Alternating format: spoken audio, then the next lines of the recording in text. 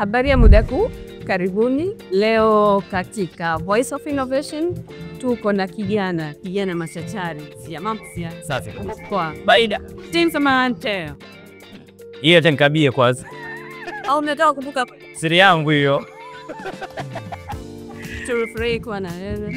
Naomba nikite nafasi ujitambulishe, majina yako mazuri, vyeo vyako, ujuzi wako na vile ambavyo hatuvijui kuhusiana na Zia.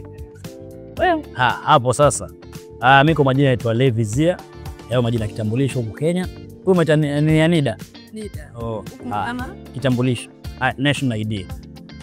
So Levi Zia ndio jina ambao wazazi wangu walinizaa, wakaona nipe jina zuri kama hilo, Levi Zia Jego. Katika tasnia yangu mimi ni msanii kuchanganya. Ukienda nini zile dina kubwa nini, unapata kuna pale ambapo kuna buffet.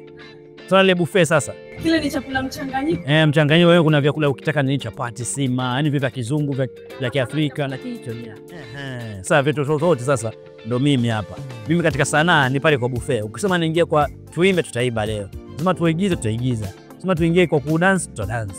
Hata ukisema ni kuhoji pia mimi nitakuhoji. Sasa kwa ya kazi. Yeah, so I'm an actor, I'm a voice over artist. Mimi pia nisome nimechanganya vio tofauti. Acha ni kitu hiko, mimi ni msanii.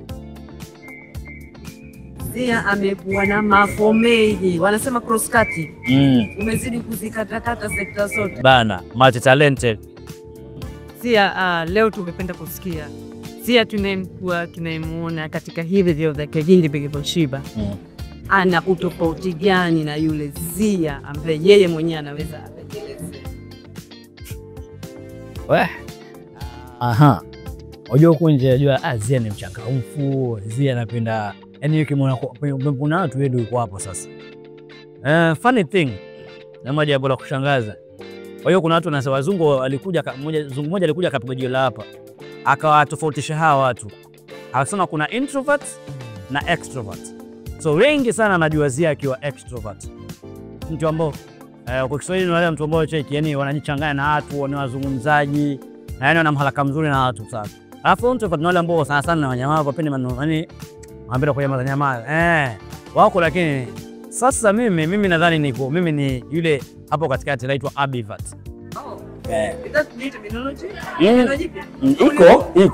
Iko ambivert ambao mimi huku nikiwa nyumbani, hata jirani zangu wanaweza fika hapo hata wajue kama niko hapo ndani.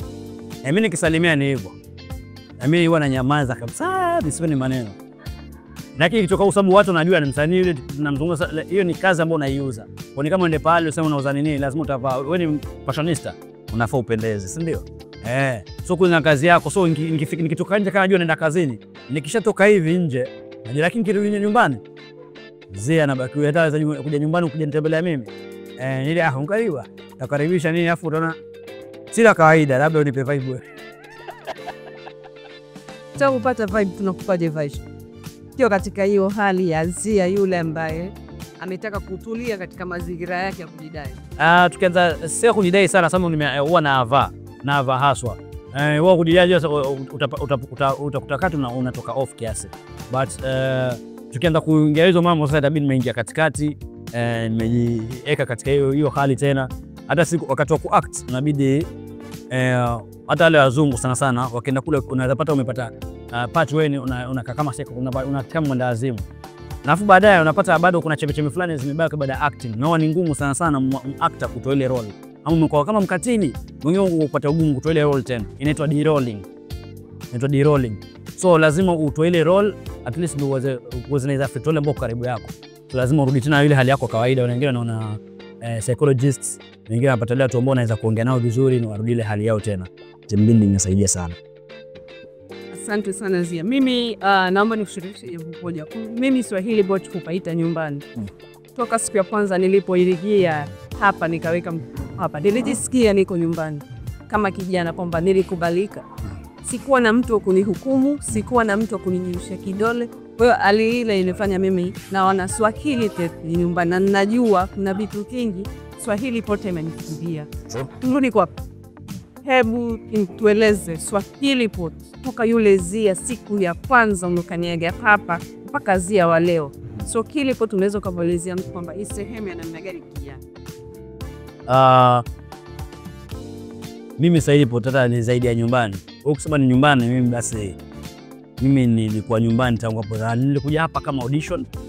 Kuna kule Tanzania sijui kama kuna vile setbooks. Setbook kuna vile vitabu vya shule vile ambavyo vinaigizwa. So kuna setbook huko vile shule upili.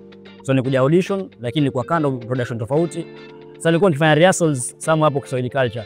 Lakini nikawa ndo security hajachukua maji hapa ni sababu pako open kwa kijana yote. Nikaja ile maji sasa kaanza kujua nataka kujua zaidi hapo ndani. Sababu unaona vijana wanaungana kila masaa na kuna vitu ambavyo vinahusiana na mimi nafaa kuvijua. Nikaanza kujichanganya pia kujua kuna vitu ambavyo vinanipendeza mimi. Kuna event ambazo zinatokea za nini? Mimi ni mwigizaji, mimi ni poet. Nikaanza kujichanganya. Baada hapo kuchanganya na watu nini, events zilikuwa zinakuja, kuna hizo opportunities za biashara zinakuja na train. Nikatrainiwa kuhusu mambo ya marketing and branding, influencing. Nimepata training nyingi na skills kibao na hata certificates kupitia the program. Wakati nao nilikuwa hata sijamaliza shule, nimemaliza shule lakini sijaenda chuo, sijafanya chochote. So kwa hizo opportunity mimi nikapata kama nimekubalika sababu mimi ilikuwa ni shida ya kifedha nini, lakini nilikuwa napata hizo opportunity bure hata kuchajiwa chochote. Naelewa, na nikakuwa na baada hapo mimi nilikuwa nishavika tarehe nishakanyaga hapa nyumbani, nikaanza kualika watu mpaka wengi walikuwa wanajua mimi nenda nimeandika kazi Swahili Pot. Wengine nikianjana wanaita wewe kijana Swahili Pot, hata wenyewe tena jina. Naelewa, kwa sababu nilipavaa nikapakubali nikavaa hiyo jina la Swahili Pot sababu mimi ni kama ambassador huko nje. Sababu mimi mtu kama naona kuna change fulani ambayo imetokea kama kijana na kuna kitu ambacho na inspire kijana mwingine, obviously nitavutia kuja hapa tena. So nikawa basi nitoka Swahili Pot ni rahisi kukutana wengine na kupata pia chance ambayo nimepata mimi pia nazidi kupanua akili yao, kuzidi kujifungua kibiashara na pia kimaendeleo. Unamwambia nini kijana ambaye yuko nje ama yuko hapa ana siku chache ama miezi kadhaa na ameanza kuchukua nafasi Swahili Pot? Nini hiyo nafasi aifanyie ili kuwa kama unipea tunaongea naye leo? Wazungu wanaita parasites. Waswahili wanasema kimelea. Kwa kimelea. Bia parasites. So like nyonya, ukipata nafasi tumia vizuri. Sababu mwingine akumbali haizi fika hapa mahali lakini yafaa kuna hizo nafasi zikitokea tu juu. Ukija hapa tumia hiyo nafasi kama kwa sababu wako wengi. Je, wewe unaitumia vipi? Wako unatumia lakini wengine unaitumia kwa njia mwafaka. Unaitumia vipi? Kwa sababu mimi mpata Swahili Pot wengine sinakuja Tanzania. Kwa Swahili Pot. Na nimejipanua biashara zangu mwenyewe kwa Swahili Pot. Nimepata grants kwa Swahili Pot. Biashara zangu mimi inaendelea kwa sababu ya Swahili Pot. So pia wakija kama hapa naangalia jinsi atajifungua wasipoe tu sababu waseme hapa paka nieleze kitu. Unafaa kujifungua, unajichilia free, unauliza maswali kwa sababu kuna watu wataalamu wa tofauti wa sheria, wa biashara, wa kisanaa, watumie vizuri. Asante. Sia huyu tunamjua ni msanii, anafanya kazi za sanaa. Kama ulivyosema alikufe. Hilo neno nimelifurahia sana. Nini Sia anapenda kufanya zaidi ama kujifunza bali na kuuzia ambaye tuko naye hapa sasa? Kama Zia haba kuwa msanii ama ningependa kujifunza nini kana na usanii? Nasi kitambo mimi nimejika wakili sababu nimetamani kufanya hiyo kitu kana na usanii. Nimetasana kusomea criminology. Sana. Kana nini? Unaona prosecutors hawa watu kama ma-DCI hawa wachunguzi wa ndani hawa wapelelezi kimpango wa ndani hawa. So mimi ningependa sana. Nimetamani sana. Mimi kitambo wale mko naishi nao wasema wewe sikuwa kizuri unafuchukua iko. So niliona kuna interest nao kwa sababu pia mimi nikiigiza pia naona naweza kuwa prosecutor mwingine mkali ama DCI game noma sana. Alafu nafanya serikali kuu. Unajua sema if you like Sasa tena. Tuko na Voice of Innovation. Leteni pijua what kind of innovation upo nayo katika huyu Sia ambaye tunamzungumzia leo? Kuna entrepreneurs. Ndio? Na wajasiriamali. Mimi sasa entrepreneur. Mimi najiita entrepreneur. Sana yangu unajua wengi naweza sema wasanii wengine wanafeli kwa sababu unajitambulisha kama msanii ama unajiita msanii. Na pindi utakapochukua hiyo kitu unafanya kama usanii, hapo unapoanza kuangukia. Unabaili kitu kama biashara. Ukienda pale ukipewa nini, nimeenda perform, nimepewa shilingi 5,000. Kama biashara ulikuwa unauza mabuyu, hiyo 5,000 umepata. nafanya nao nini. Kuna loss na kuna profits, si ndio? Kuna expenses ambazo zinatokea ambapo lazima na expense, kama na sijapata show nafaa kuvaa, nafaa kuna rehearsals. Ukiniita show mimi nafaa kuchaji shilingi ngapi? Nikuchaji 5,000, je, itakuwa imenilipia nyumba yangu? Je, itakuwa imetengeneza biashara pale fulani? Kwa mfano show ndo moja pekee yake mwezi mzima nimepata. Na sasa vipi ningekuwa na familia nalipa kodi na watoto nalipa karo, je, ingeweza kusurvive? So ukiiba kuanzia hivyo, so ukaanza kuiba kama biashara, utaona value yake. So mimi naona innovation yangu ni kwa upande sana ambao mimi nafanya voice over. Nimetumia sauti yangu mimi kule kwenda kutafuta pesa. My it's a voice of value. Unaelewa?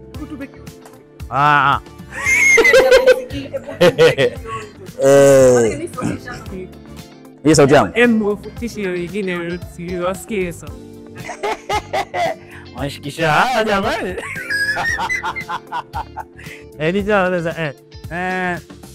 Ile wapata kusikia. Ili rahisi kabisa, hiyo nitacharge. The voice of innovation, si ndio?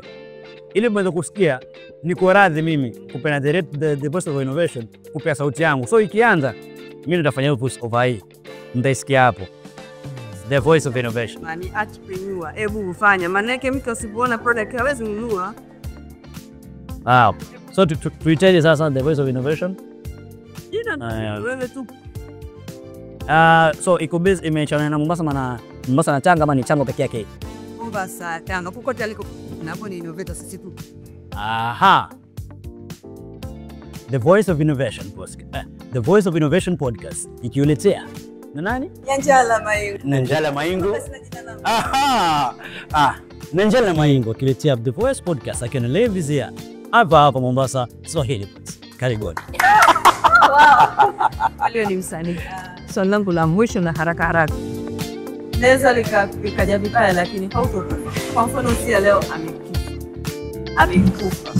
Yani apache. Zia anataka jamii ya wanatasnia, jamii ya wabunifu ipoko kitokana na kazi nzuri ambayo umekuki sana katika maisha. Swali lako linanipa kumbukumbu kama siku 7 zilizopita, masiku 5 hivi. Nilipoleza rafiki yangu anaitwa Antidote the Poets. Alikuwa msanii, yeye ndo amechangia pakubwa sana. Yeye bila yeye kujua na sana anapenda kuvalue mtu kama yule bado yuko hai. Njana anafanya kazi fiti kama hiyo.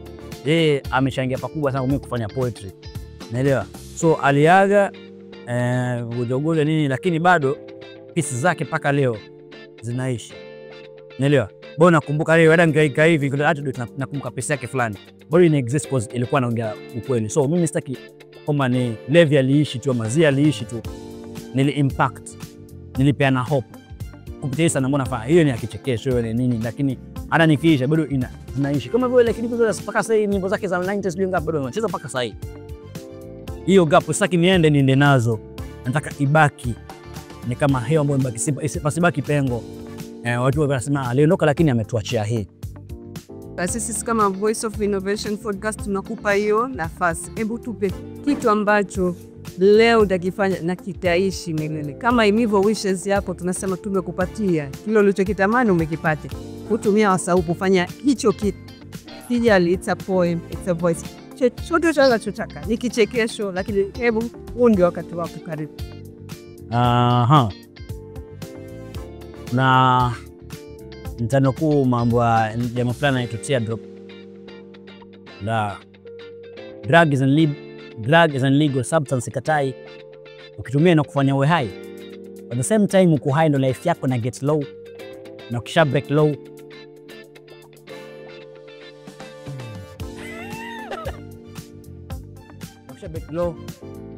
utapelekwa the high court.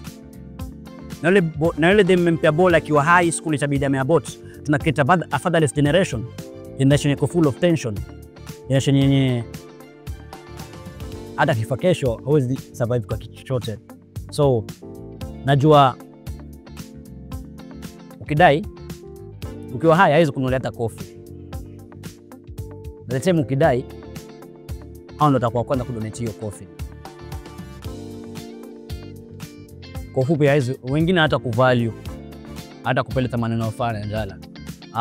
Anaweza kuwa mpige picha yetu akwambia mazee ukiwa pale kwa kamera mazee unapeleka ile nini vizuri sana. Lakini sasa baada hapo utasikia Nyanjala wewe alikuwa akifanya nini, alikuwa ni mzuri nini. So wacha kupewa maua leo. Nashukuru sana. Nashukuru sana. Naomba nikupe neno la mwisho kwa vijana wanaopata bado nafasi hapa Swahili Pot, Tanga ama sehemu yoyote, kwa sababu sasa hivi kuna kampeni ya kubadilisha simulizi za vijana. Vijana ni wengi, ni kazi, lakini tunaona zile nafasi wanazostahili hawazipati. Swahili Pot inatupa na wengine najua wengi vijana wanazipata. Neno moja bobu dia. Moja ambalo sia unamwambia kijana mwenzako kama manake kibetio ulichokiongea umestruggle, umetamani na umeota ndoto na umesielea kwa namna umido. Kuoje yana mai. Neno moja naweza sema kutokuwa consistency is the enemy of progress. So kitu unafanya kama ujitume sana, progress yako ndio hiyo inaanza kufungua. So chemo unafanya keep doing. Kuna mtu unaweza kuwa na inspire bila kukwambia kama vile mimi Anto ndiko ana inspire na mimi sikuwahi kumwambia, lakini amejengea pale pakubwa ambapo bado ni pati ya thamani yangu ambayo nimekuwa nikipata niki-earn nini, amechangia pakubwa. So endelea kufanya hata kama labda haikupi leo, unampa mtu fulani pale fulani na wewe pia itakupa pale mbele fulani. So keep on doing. Mimi nasema asante sana. Umesema ni treat and something. Sasa tutuelewe twende tu.